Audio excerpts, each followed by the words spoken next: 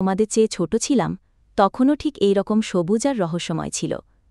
কত রকম পাখি, গাছ আর জন্তু জানোয়ার বাস করে এখানে।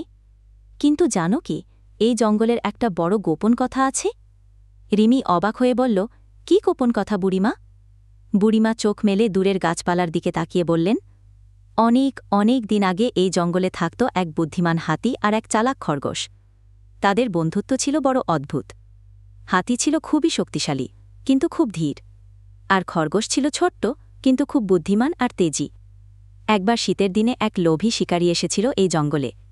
সে ঠিক করেছিল হাতিকে মারবে আর খরগোশদের ফাঁদে ফেলবে।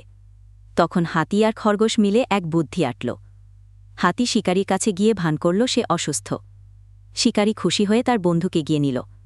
ঠিক তখনই খরগোশ লাফিয়ে শিকারীর চোখের ওপর পড়ল। শিকারী ভয়ে বন্দুক ফেলে পালিয়ে গেল।